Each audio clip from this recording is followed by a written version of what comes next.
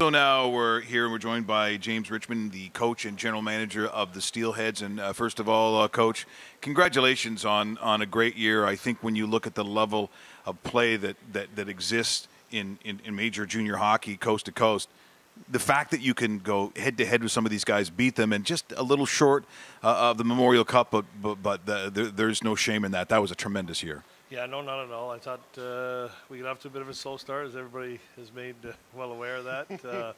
Last place in the league on December 4th, and for what these kids did in the second half of the year, I think we only lost 6 in the last 42 games.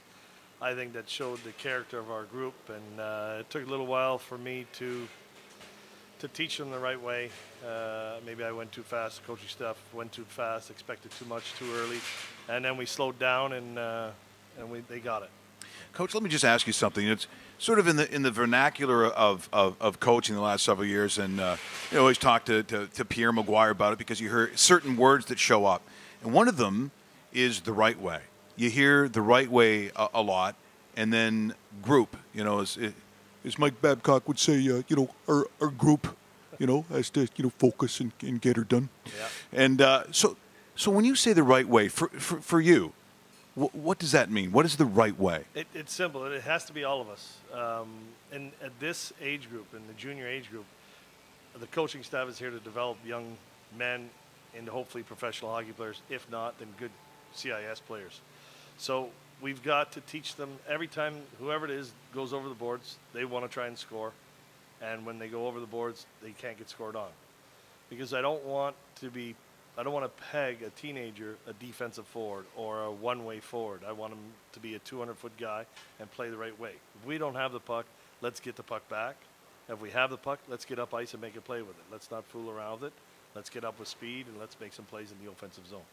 JR, you had a really good roster this year. You're going to be graduating a couple players as well. I'd like you to talk about 2 of your players that are projected to be first-round picks. So first off, Owen Tippett, nice, strong winger. Maybe talk about his season. Also Nick Haig, big defenseman. A lot of people are saying that, if he gets up to speed as far as the footwork is concerned, because you can't teach 6'6", but you can teach the feet part of it. Can you talk about those 2 players in particular going into this year's draft coming up in a couple weeks? Yeah, we'll be down in Chicago with them and supporting them.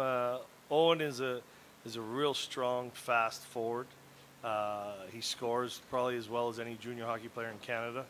When talking to the NHL teams, that's what he brings. He can score. He can shoot. He can make plays. He's strong on the puck. He protects it well. He's a great teammate from a great family. His mom and sister are terrific people. So he's bringing that to the hockey team, into the dressing room. But what he brings on the ice, obviously, is his speed, his strength, his shot, and his goal scoring. Like any other teenager, he's got to work on the defensive side of the game. But to teach defense is a lot easier than teaching goal scoring. So he'll learn that, and he'll come through very fine, and he's going to be a first-round pick in 2 weeks, and we'll work with him and develop him so that when he steps in the NHL, he's ready to go and represent Mississauga Steelheads. Nick Haig, you're right, you can't teach size. And when we talk about footwork and skating, I think if you talk to Nick himself, over the last 2 years, his skating has come way up. And from talking with NHL guys, that's what they're saying. So when a young kid, when a young teenager grows to be that height early, they just don't have the strength. They don't have the body strength. They don't have the leg strength. And now he's starting to get the leg strength. And once that continues on, he puts a lot of time in the gym, off ice, and he'll be fine. His footwork will be fine, and he'll be an NHL player one day. I'll be looking back and saying, I saw him at the Mississauga Steelheads. So, yeah, absolutely. Yeah. So you were behind the bench this year with a very good program. Next year you got the dual roles. How much difference is that going to be, considering, you've coached many teams, going back to Aurora, Georgetown, so forth, but now you got the double hats here. Is that take up a lot more of your time, or does that almost go hand in hand with the coaching duties, because you're not only managing these kids but kind of figuring out what this roster looks like for the next couple of years as well? Yeah, you know what? It'll be some more work, but what I've done is added 3 people in to the group. Jeff Kazakis was on the bench with us last year. He'll be assistant GM, so he'll take some of that role. We brought on Mike Doyle, who was with the team last year, but Mike's been with me for 10 years or so he understands the system and he understands how I want to play. He's going to be handling some of the other GM's duties, so that'll be taken off my hands. And then we've hired Rob Toffoli as the director of scouting. So instead of me as a GM talking to all the scouts individually, I'm going to talk to one person, and that'll be Rob. So for me, you talk about managing the players, I've got to manage the people. So I got to manage Mike and Jeff and Rob and let them do their jobs. They've got a job to do. They know what they have to do, and they're very good at it. So I'll let them do it, and then they'll report to me every week or two. And so it's really just about managing the people at that end as well as the players. So, James, it's interesting, when you take a look at what I think is sort of the evolution of sport, which is that there's so much pressure on and really they're kids. I mean, we use the phrase young men, but as a dad and a coach of a lot of sports myself, it's like they're kids. They're our kids.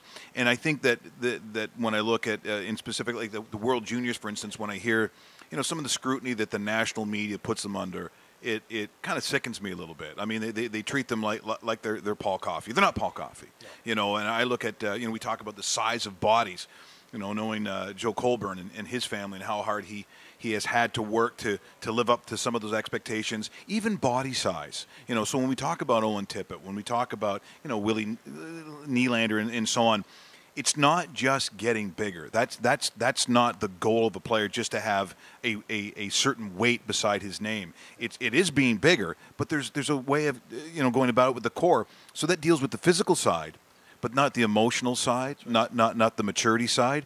And I think for yourself, that's got to be that has to be a huge responsibility. If I'm the owner of this team, I need a coach and now general manager who understands that you're trying to mold kids into citizens, not just professional athletes, because got to be honest, that's about 2-3% of the entire league that's going to do that.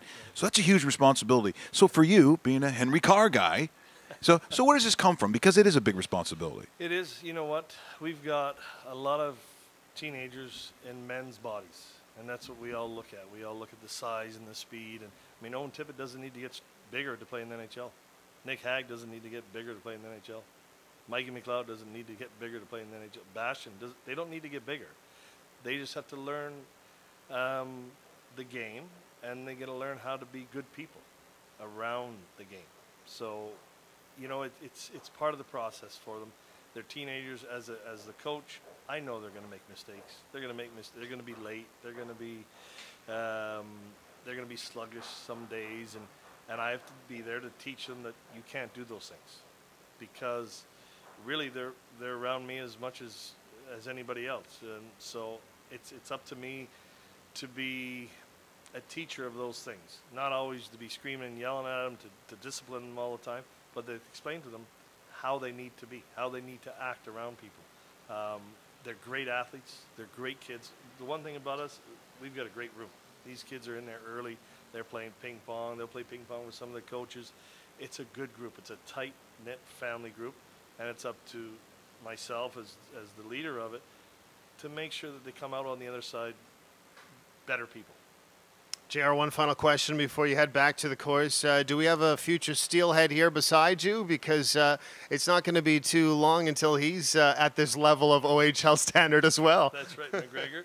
McGregor's my son. He's 10. He's an 06, so he's up for the draft. He's an 06. He's an 06. He's up for the draft in 5 years, and he keeps telling me he wants to be a Steelhead. So he's got to work. He's got to work on his game. He's a AAA player, so we'll see if he can learn from these guys. But with a name like McGregor, you got to be able to fight as well.